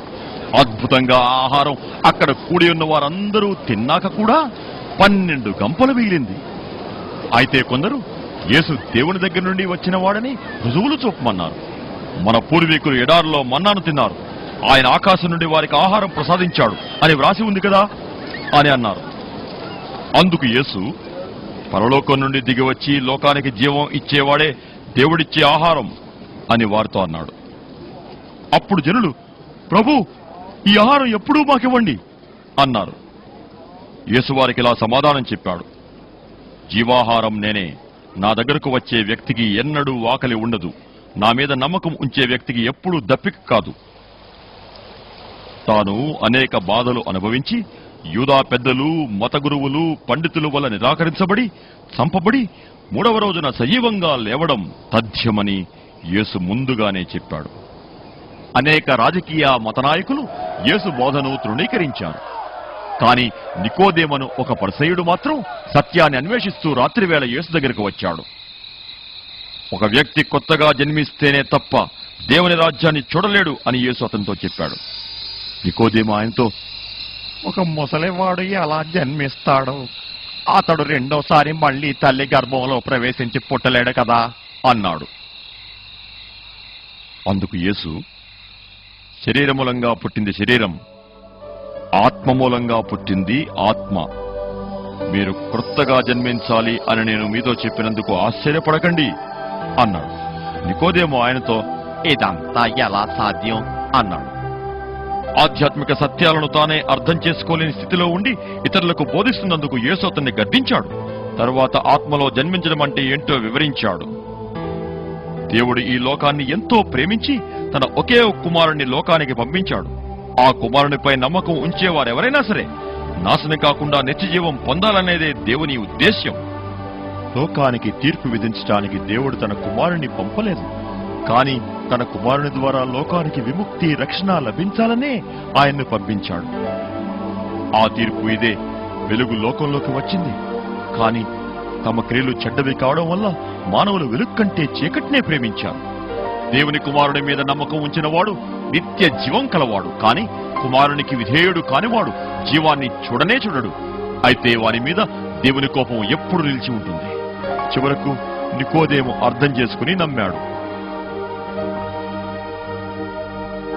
ఒక సమరయ స్త్రీతో యేసు, నేను ఇచ్చే నీళ్లు త్రాగే వ్యక్తి మరెన్నడూ దప్పికొనడు. నేను వానికిచ్చే నీళ్లు నిత్య జీవితానికి ఎల్లప్పుడూ ఊరుతూ ఉండే ఊటగా ఉంటాయి అన్నాడు. ఆ స్త్రీ ఆయనతో, అభిషక్తుడు వస్తాడని నాకు తెలుసు, ఆయన్ను క్రీస్తు అంటారు, ఆయన వచ్చినప్పుడు అన్ని విషయాలు మాకు తెలియజేస్తాడు అన్నది.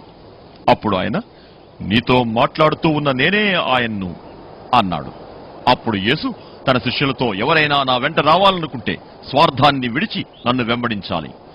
ఎవరైనా ప్రపంచమంతా సంపాదించుకుని తన జీవాన్ని పోగొట్టుకుంటే ఆ వ్యక్తికి లాభమేంటి? మెళకువగా ఉండండి. ప్రతి విషయంలో అత్యాశకు చోటివ్వకుండా జాగ్రత్తగా చూసుకోండి. జీవితానికి మూలాధారం అధిక సంపద కాదు, ఎందుకంటే మీ ధనం ఎక్కడుంటుందో అక్కడే మీ హృదయము ఉంటుంది. గనుక ప్రముఖ యాజకులు, పరిసయ్యులు సమాలోచన సభను సమకూర్చి, మనం ఏం చేద్దాం? ఈయన అనేక అద్భుతాలు చేస్తున్నాడు, మనం ఇలాగే అతన్ని చేయనిస్తే అందరూ అతన్ని నమ్ముతారు, అప్పుడు రోమ్ వాళ్ళు వచ్చి మన దేశాన్ని పూర్తిగా స్వాధీనం చేసుకుంటారు అని ఆలోచించసాగారు. యేసు మాత్రం గొప్ప అధికారంతో బోధిస్తూ వచ్చాడు. ఆయన దేవాలయంలోకి వెళ్లి అక్కడ అమ్మేవాళ్ళని, కొనేవాళ్ళని వెళ్ళగొట్టసాగాడు. ఆయన వారితో, నా ఆలయం ప్రజలకు ప్రార్థనాలయమని వ్రాసి ఉంది కదా, మీరైతే దానిని దొంగల గుహగా చేశారు. ఆయన ఇలా బోధించసాగాడు, నా తండ్రి ఇష్టం ఇదే, కుమారుని చూచి ఆయన మీద నమ్మకం ఉంచే ప్రతి ఒక్కరూ శాశ్వత జీవం పొందాలి. నేను వారిని సమాధి నుంచి సజీవునిగా లేపుతాను. ఇంకా మీలో కొందరు నమ్మడం లేదు అన్నాడు. ఆయన్ను నమ్మని వారెవరో, ఆయన్ను అప్పగించే వారెవరో యేసు ప్రభువుకు మొదటి నుండి తెలుసు. కాబట్టి ప్రజల్లో ఆయనను గురించి విభేదం పుట్టింది. అధికారుల్లో కూడా అనేకులు ఆయన మీద నమ్మకం ఉంచారు, కానీ పరిసయ్యుల కారణంగా ఎవరికీ చెప్పలేదు. తమను సమాజం నుంచి వెలివేస్తారేమోనని భయపడ్డారు కూడా. దేవుని మెప్పు కంటే మనుషుల మెప్పు వారికి ఎక్కువ ప్రీతిపాత్రమైందన్నమాట. అది విని ప్రముఖ యాజకులు, ధర్మశాస్త్ర పండితులు ఆయన్ని ఎలాగ రూపుమాపాలని మార్గాలు వెతకసాగారు. ఆయనంటే వారికి భయం, ఎందుకంటే హిరసమోహం అంతా ఆయన ఉపదేశానికి ఎంతో ఆశ్చర్యపడేవారు. తర్వాత యేసు వారితో మళ్ళీ ఇలా అన్నాడు, నేను లోకానికి వెలుగును. నన్ను వెంబడించేవారు చీకట్లు నడవరు గాని జీవపు వెలుగు ఉంటుంది. తనను నమ్మిన యూదులతో యేసు ఇలా అన్నాడు, మీరు నా ఉపదేశంలో నిలిచి ఉంటే నాకు నిజమైన శిష్యులుగా ఉంటారు. మీరు సత్యం గ్రహిస్తారు, అప్పుడు సత్యం మిమ్మల్ని స్వతంత్రులుగా చేస్తుంది. కుమారుడు గాని మీకు స్వాతంత్రం ఇస్తే మీరు నిజంగా స్వేచ్ఛ పొందిన వారే ఉంటారు. నేనే ద్వారాన్ని, నా ద్వారా ఎవరైనా లోపలికి వస్తే వారికి విముక్తి కలుగుతుంది. నేను మంచి గొర్రెల కాపరిని. మంచి కాపరి గొర్రెల కోసం తన ప్రాణం ధారపోస్తాడు. నా గొర్రెలు నా స్వరం వింటాయి, అవి నాకు తెలుసు, అవి నన్ను వెంబడిస్తాయి. నేను వాటికి శాశ్వత జీవం ఇస్తాను, అవి ఎన్నడూ నశించవు. వాటిని నా చేతిలో నుంచి ఎవరూ దొంగిలించలేరు. 3 సంవత్సరాలు బోధించిన అనంతరం యేసు ప్రభు తన శిష్యులతో ఇంతకు ముందు ఎవరూ ఎక్కనటువంటి ఒక గాడిద పిల్లను తెమ్మని ఆదేశించాడు. తరువాత ఆయన గాడిదపై యెరూషలేముకు ప్రయాణిస్తున్నప్పుడు పెద్ద గుంపు వారు చూసిన అద్భుత కార్యాలను బట్టి గట్టిగా స్తుతించసాగారు. వారు, జయము, ప్రభువు పేరిట వచ్చేవాడు స్తుతింపబడునుగాక, పరలోకంలో శాంతి, ఉన్నత స్థలాల్లో దేవునికి మహిమ అని గట్టిగా కేకలు వేశారు. యేసు ఆ పట్టణాన్ని సమీపించినప్పుడు ప్రజలు తనను నిజరక్షకునిగా ఇంకా గుర్తించినందుకు దాని వైపు చూచి ఏడ్చాడు. అప్పుడు సాతాను 12 మంది శిష్యులలో ఒకడైన ఇస్కరియోతు యూదాలో ప్రవేశించాడు. అతడు ప్రముఖ యాజకుల దగ్గరికి, దేవాలయపు అధికారుల దగ్గరికి వెళ్లి యేసును వారికి ఎలా పట్టి ఇవ్వాలో కుట్రపన్నాడు. వారు సంతోషించి అతనికి 30 వెండి నాణాలు ఇవ్వడానికి సమ్మతించారు. అతడు దానికి ఒప్పుకొని జనసమూహం లేనప్పుడు ఆయన్ను వారికి పట్టి ఇవ్వడానికి అనువైన సమయం కోసం చూస్తూ ఉన్నాడు. ఈ లోకాన్ని విడిచి వెళ్లవలసిన సమయం దగ్గర పడిందని యేసుకు తెలుసు కాబట్టి ఆయన పస్కా భోజనానికి శిష్యులను సమకూర్చాడు. వారు భోంచేస్తున్నప్పుడు ఆయన రొట్టె తీసుకుని దీవించి దాన్ని విరిచి వారికిచ్చి, దీనిని తీసుకుని తినండి, ఇది నా శరీరం, నన్ను జ్ఞాపకం చేసుకోవడానికి దీనిని చేయండి అని చెప్పాడు. అప్పుడు ఆయన ఒక పాత్ర తీసుకుని కృతజ్ఞత అర్పించిన తరువాత వారికిచ్చాడు. దానిలోని ద్రాక్షారసాన్ని వారందరూ త్రాగారు. వారితో ఆయన ఇలా అన్నాడు, ఇది నా రక్తం, అనేకుల పాప క్షమాపణ నిమిత్తం చిందింపబడుచున్న నిబంధన రక్తం. నేను చెప్పేదేంటంటే, నా తండ్రి రాజ్యంలో ఇలాంటి ద్రాక్షారసం మళ్లీ మీతో త్రాగే వరకు ఇక దానిని త్రాగను. మీ హృదయాలు ఆందోళన పడనీయకండి. దేవుని మీద మీరు నమ్మకం ఉంచారు, నా మీద కూడా నమ్మకం ఉంచండి. నా తండ్రి ఇంటిలో అనేక నివాసాలు ఉన్నాయి. నేను మీ కొరకు స్థలం సిద్ధం చేయడానికి వెళ్తున్నాను. నేను వెళ్లి మీకు స్థలం సిద్ధం చేస్తే నేను ఉండే చోట మీరు ఉండేలా మిమ్మల్ని తీసుకువెళ్ళడానికి మళ్లీ వస్తాను. నేను ఎక్కడికి వెళ్తున్నానో మీకు తెలుసు, ఆ చోటికి మార్గమేదో మీకు తెలుసు అన్నాడు. అప్పుడు తోమా, ప్రభువా, నీవెక్కడికి వెళ్తున్నావో ఆ మార్గం మాకెట్లా తెలుస్తుంది అన్నాడు. యేసు, నేనే మార్గాన్ని, సత్యాన్ని, జీవాన్ని, నా ద్వారా తప్ప ఎవ్వరూ తండ్రి దగ్గరకు రాలేరు అన్నాడు. ఆ సాయంత్రం యేసు తన శిష్యులకు రానున్న భయంకరమైన దినాల గురించి హెచ్చరించాడు. ఆయన వారితో ఇలా అన్నాడు, లోకం మిమ్మల్ని ద్వేషిస్తే మీకంటే ముందుగా నన్ను ద్వేషించిందని తెలుసుకోండి. నన్ను ద్వేషించేవారు నా తండ్రిని కూడా ద్వేషిస్తారు. భోజనం చేసిన తర్వాత యేసు గెత్సెమనే అనే తోటకు కొద్ది సమయం ప్రార్థనలో గడపడానికి వెళ్ళాడు. ఆ స్థలానికి ఆయన శిష్యులు కూడా ఆయనతో పాటు వెళ్లారు. ఆయన ప్రార్థన ముగించిన తర్వాత ప్రధాన యాజకులు, దేవాలయ అధికారులు, పెద్దలు యేసును వెతుక్కుంటూ అక్కడికి వచ్చారు. యేసుతో కలిసి అప్పటి వరకు భోజనం చేసిన యూదానే ఆ గుంపు నడిపించాడు. యూదా యేసు దగ్గరికి వచ్చి ఆయనకు కపటం ముద్దు పెట్టాడు. అప్పుడు యేసు, మీరు వెతుకుతున్న ఆయనను నేనే అన్నాడు. యేసు ఆయనను నేనే అనగానే వారు వెనక్కి వారు నేల మీద పడిపోయారు. ఆ తరువాత యేసు తనను బంధించి ప్రధాన యాజకుని ఇంటికి తీసుకుని వెళ్ళడానికి తానే అప్పగించుకున్నాడు. యేసును పట్టుకున్న దేవాలయ అధికారులు ఆయన్ను అపహసించి ఆయన ముఖంపై ఉమ్మివేశారు. వారు ఆయన ముఖాన్ని కప్పి వీపుపై గుద్దుతూ, ముఖంపై కొడుతూ, నిన్ను కొట్టిందెవరో ప్రవచించు అని హేళన చేశారు. మరునాడు ఉదయం యేసును రోమాధిపతి అయిన పిలాతు దగ్గరికి తీసుకుని వెళ్లారు. ఈ వ్యక్తి యూదా దేశాన్ని అవినీతి పాలు చేయడం మేము కనుగొన్నాము అని వారు ఆయనపై నేరారోపణ చేశారు. అప్పుడు పిలాతు యేసును అనేక ప్రశ్నలు అడిగిన తర్వాత ప్రధాన యాజకుని, అధికారుల్ని ప్రజల్లో పిలిపించి వారితో, ఈయన మరణానికి తగిన పని ఏదీ చేయలేదు, అందుచేత నేను ఇతన్ని శిక్షించి విడుదల చేస్తాను అన్నాడు. అప్పుడు వారంతా, అతన్ని చంపండి, శిలువ వేయండి, శిలువ వేయండి అని కేకలు వేశారు. అప్పుడు పిలాతు జనసమూహాన్ని మెప్పించాలని యేసును కొరడాలతో క్రూరంగా కొట్టించిన తర్వాత శిలువ వేయడానికి అప్పగించాడు. రోమా సైనికులు ముండ్లతో కిరీటం అల్లి హేళనగా ఆయన తల మీద పెట్టారు. వారు ఆయనకు ఊదా రంగు అంగీ తొడిగి, యూదుల రాజా శుభం అన్నారు. వారు ఆయన్ను పిడికిలతో గుద్దారు. తరువాత యేసు తన శిలువను తానే మోసుకుని కల్వరి అనే చోటికి వెళ్ళాడు. దీనిని గొల్గొతా లేక కపాల స్థలం అని కూడా అంటారు. చాలా సంవత్సరాలకు పూర్వం దేవుడు ఎక్కడైతే అబ్రహామును తన ఒక్కడే కుమారుడైన ఇస్సాకును బలి ఇవ్వమని కోరాడో అదే స్థలంలో దేవుని ఏకైక కుమారుడైన యేసును శిలువ వేశారు. వారు ఇలా చేస్తున్నప్పుడు యేసు, తండ్రి, వీరేమి చేస్తున్నారో వీరికి తెలియదు, కనుక వీరిని క్షమించు అని ప్రార్థించాడు. తనతో సిలువ వేయబడుచున్న నేరస్తులిద్దరి మధ్యలో యేసు వేలాడుచుండగా సైనికులు ఆయన అంగీ కోసం చీట్లు వేసుకున్నారు.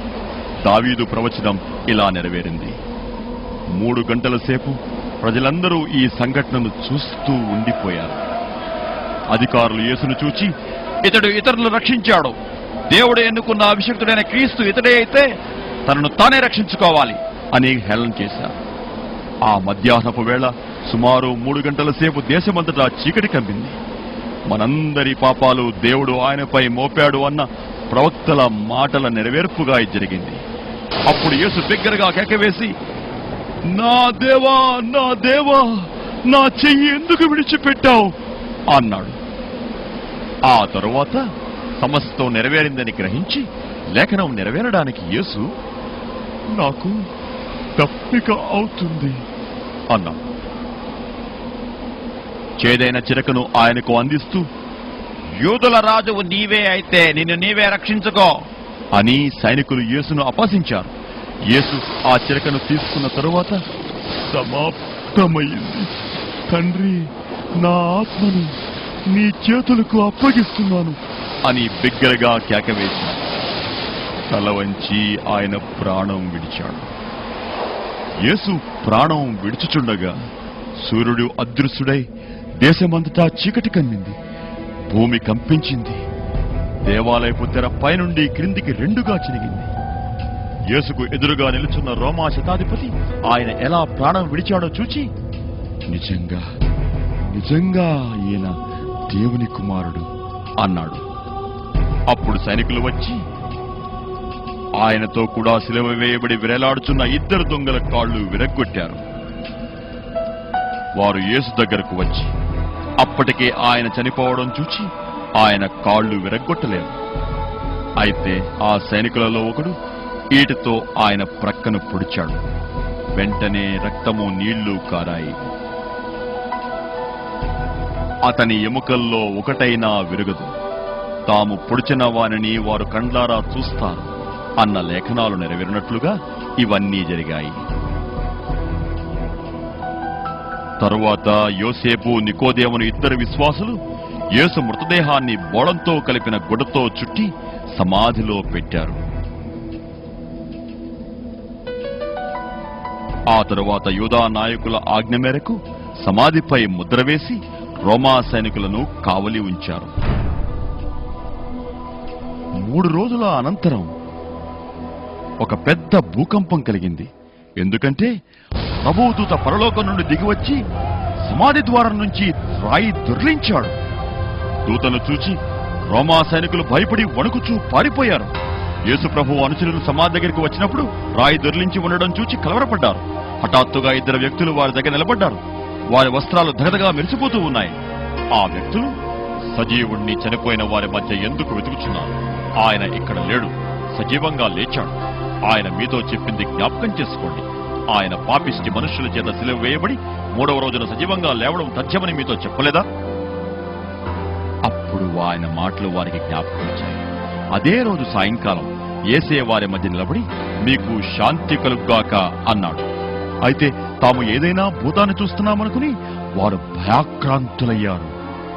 ఆయన, నేనే, నా చేతులు పాదాలు చూడండి, నన్ను తాకి చూడండి, నాకున్నట్లుగా మీరు చూస్తున్న ఎముకలు మాంసం భూతానికి ఉండవు కదా అన్నాడు.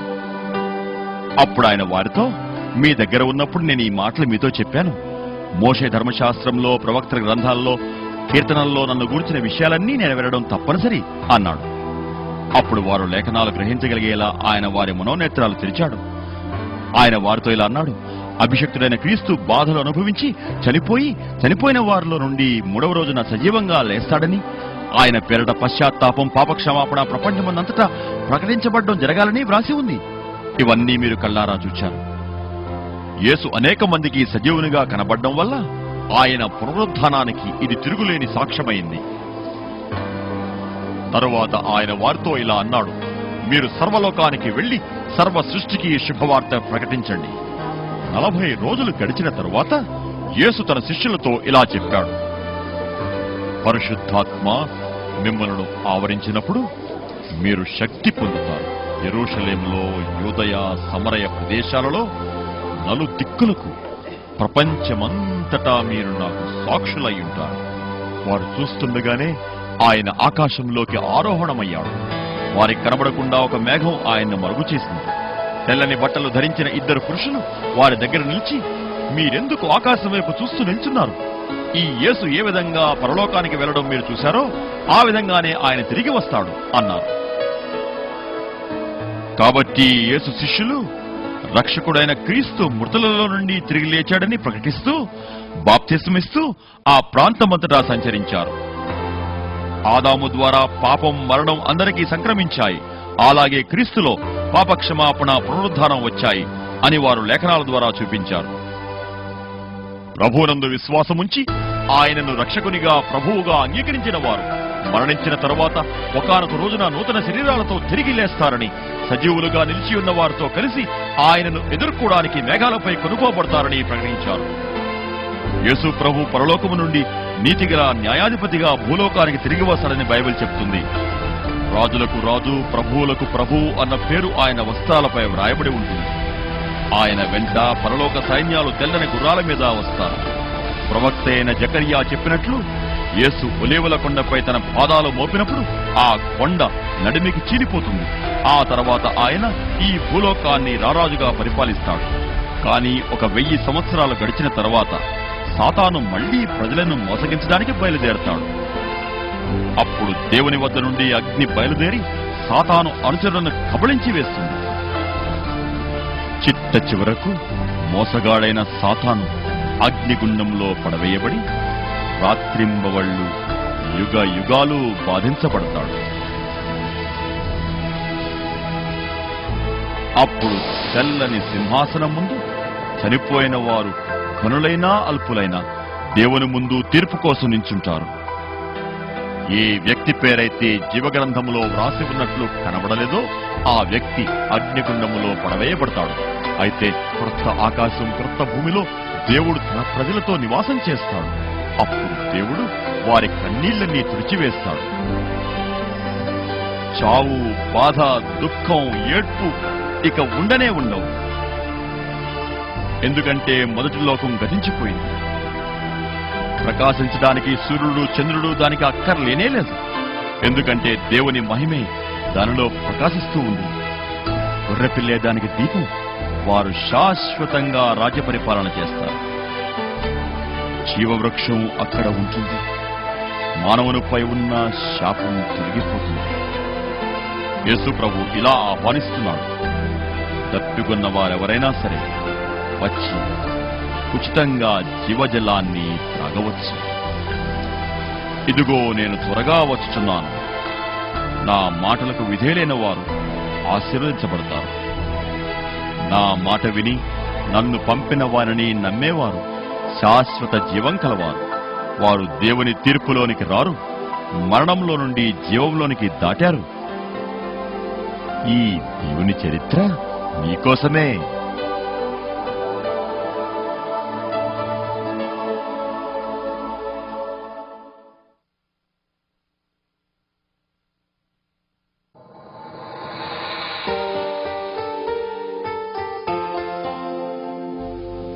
మీరు చూసిన సృష్టికర్త, జీవదాత అయిన దేవుడు ప్రతి వారిని పట్టించుకుంటాడు. మీరు కూడా దేవుణ్ణి, ఆయనకున్న మీ జీవిత ఉద్దేశాన్ని తెలుసుకోవాలి. అయితే దేవుడు పరిశుద్ధుడు. ఆయన ప్రమాణాలతోనే ఆయన చేరాలి. మీరు ఆయన్ను మాత్రమే దేవుడిగా పూజించాలని ఆయన కోరుతున్నాడు. ఆదాము హవ్వలు దేవుణ్ణి నమ్మలేకపోయినట్టే మనందరం దేవుడు లేకుండానే జీవించడానికి ప్రయత్నిస్తున్నాం. మీరు దేవుని ఆజ్ఞలన్నీ పాటించి ఒక్కటి చేయకపోయినా దైవ చట్టాన్ని మీరినట్టే. అప్పుడు ఆయన ముందు మీరు పాపిగా నిలబడాల్సిందే. కాబట్టి మీకెంత భక్తి ఉన్నా, ఎన్ని మంచి పనులు చేసినా అవి దేవుని పరిశుద్ధతకు సరితూగవు. మీరు దేవునికి దూరమైపోయినట్లే. కానీ దేవుడు మీ నిస్సహాయతను అర్థం చేసుకుని మిమ్మల్ని ప్రేమించి మీకోసం మరణించడానికి తన కుమారుణ్ణి పంపాడు. పాపానికి జీతం మరణం, అయినా ప్రభువైన క్రీస్తు యేసులో నిత్యజీవం దేవుని వరం అని బైబిల్ చెప్తోంది. రక్షణ ఒక వరం. దాన్ని సొంతగా ఎవరూ సాధించలేరు. అందుకే గర్వించరాదు. బైబిల్లో యోహాను సువార్త 3వ అధ్యాయంలో నికోదేమనే మతాధికారితో యేసు, ఎవరైనా నిత్యజీవం కావాలంటే తిరిగి జన్మించాల్సిందేనన్నాడు. మీరు కూడా దేవుని కుటుంబంలో ఆత్మీయంగా జన్మించాలి. అందుకే యేసును మీ జీవితంలోకి పిలిచి పాపక్షమ కోసం వేడుకోవాలి. దేవుని బిడ్డ కావాలంటే, యేసును మీ రక్షకుడిగా పొందాలంటే ఇప్పుడే దేవునితో మాట్లాడండి. నాతో కలిసి ఇలా ప్రార్థించండి. ప్రియ ప్రభు, నా పాపాన్ని, నీ పట్ల నే చేసిన తిరుగుబాటును తెలుసుకున్నాను. యేసు శిలువపై చనిపోయి నా పాపశిక్ష భరించేలా చేసినందుకు నీకు కృతజ్ఞతలు. నా రక్షకుడిగా, దేవుడిగా ఉండేలా యేసుని నా హృదయంలోకి రావాలని పిలుస్తున్నా. యేసయ్యా, నా జీవితాన్ని దర్శించినందుకు కృతజ్ఞతలు. ఆమేన్. మీరీ ప్రార్థన చేసి దేవుణ్ణి ఇంకా తెలుసుకోవాలనుకుంటే 3 పనులు చేయండి. ప్రార్థన ద్వారా దేవునితో తరచు మాట్లాడుతూ ఉండండి. బైబిల్లో ఆయన మాటల్ని చదువుతూ ఆయన స్వరాన్ని వినండి. దేవుణ్ణి, ఆయన వాక్యాన్ని ప్రేమించే సంఘానికి వెళ్ళండి. ఇలా చేస్తే ఆయన్ను మరెక్కువగా తెలుసుకుంటారు.